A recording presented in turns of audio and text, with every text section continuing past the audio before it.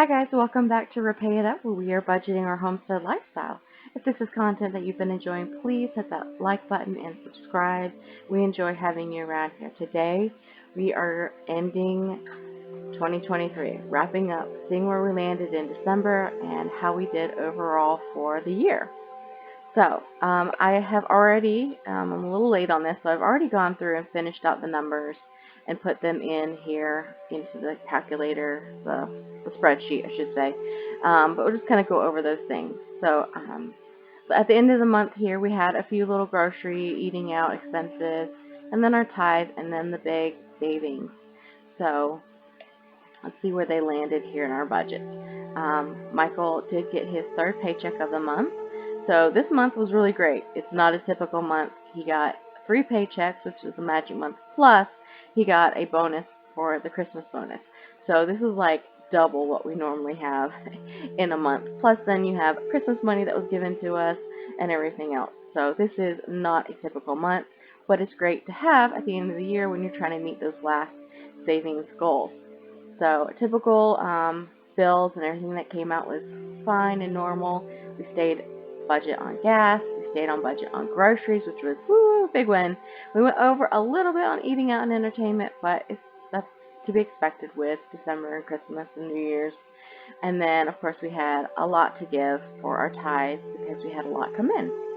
Then, after figuring out what we needed left for our sinking funds, we put $17.49 into our sinking funds, and then the rest is going to savings. So we decided that $3,000 of this is going to go towards our goal for next year's buying new vehicles. So we put $3,000 towards that, and then we put $230-ish into my son's college funds. So let's go over sinking funds. So down here, at the end of the year, because I want to zero out my sinking funds, I did not go through each category and zero each category out.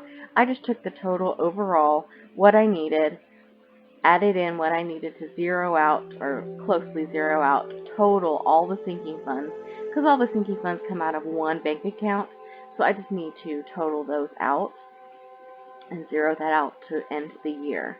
And then over here we have some Christmas money that I was just kind of tracking separately because it's kind of overlapping December and January. I just decided to keep that separate and track that separately.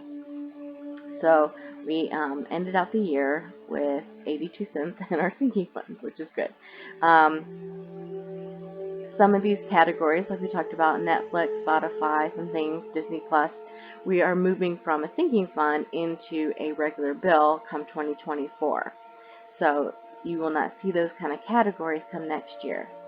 And then when I go to make my 2024 budget, I look at what did we actually spend, and I can use what was negative too, and versus what we budgeted. And is there a reason for that? Was there a special circumstance? Is this typical? Do we need to adjust our goals and our budget for 2024 for our sinking funds? And I go ahead and I tweak that. A lot of times I tend to tweak that throughout the year, or at least after 6 months in. I see where we're tracking with things, and I tend to tweak it throughout the year, and then in December do my last final tweak. So you can see we had $4,976 total. I took out that Christmas money for each of us, which left me with $4,368. Then I took what I needed for zeroing out our sinking funds for the year, which left me with $3,227, and that's what went into the savings challenge. So let me go over our end of the year page here. I haven't shown you this throughout the year, just because it's not really needed throughout the year. I will check in and stuff throughout the year on this page, but this really helps me see overall what was our budget, how did we actually spend, are we sticking within a good range, what's the percentage, are we spending way too much on our allowances or spending money, or is a bill going crazy, and becoming way too much. So I'm able to compare. So overall, I think we did pretty good. It was good to be able to stick closely. The only thing is that, of course, that we usually have trouble with is groceries and eating out and entertainment. And so that's something we need to be really more conscious about moving forward next year, of really trying to stay within budget with that. We knew our phones because we had kind of switched some things around, paid off some phones that we had debt on, kind of things this year. So that was a little bit more, but it was expected. And then here are our sinking funds. Of course, it's over our sinking funds of what we had budgeted. We had budgeted only spend about $7,500, and we ended up putting $16,950 in. When I broke down what was sinking funds versus what was other money, we were closer at $9,000 spent average, estimated. It's not down to the last penny.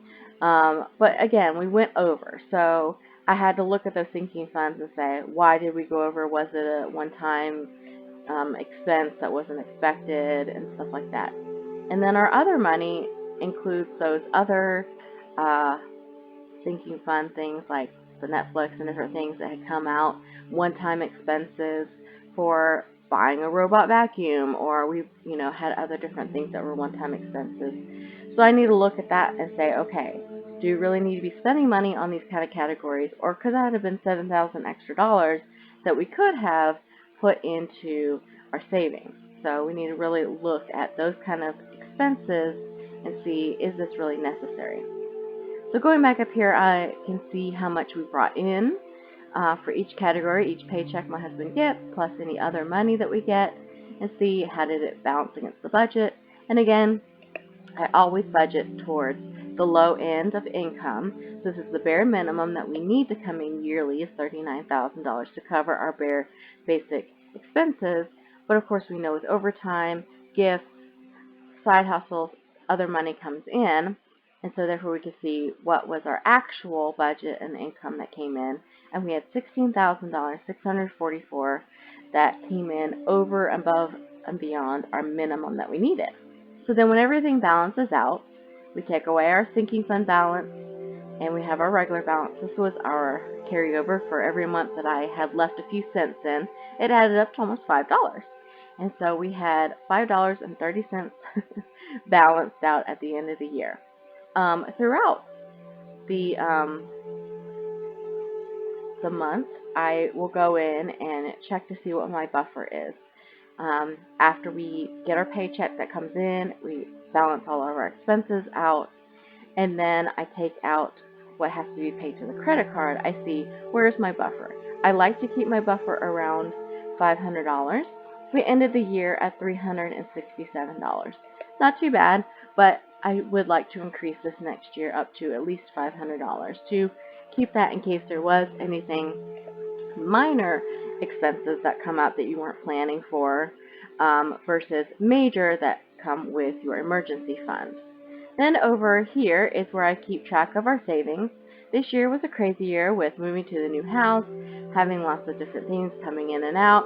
We knew we were down to the last dollar in our savings, but then we were able to bring it back up and make our 1 month savings goal for our emergency fund.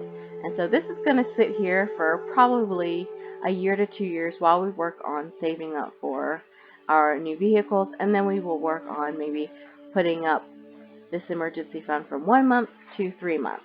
We will see it. But that has been it for closing out December, closing out the year. I feel like we did a really good year. Of course, there's always categories that you can improve on and do better on. It always helps to have those side hustles, bring in a little extra income. And we are looking forward to a great 2024 to be able to save up for emergency funds, save up for cars, save up for all the stuff, as well as stick to it.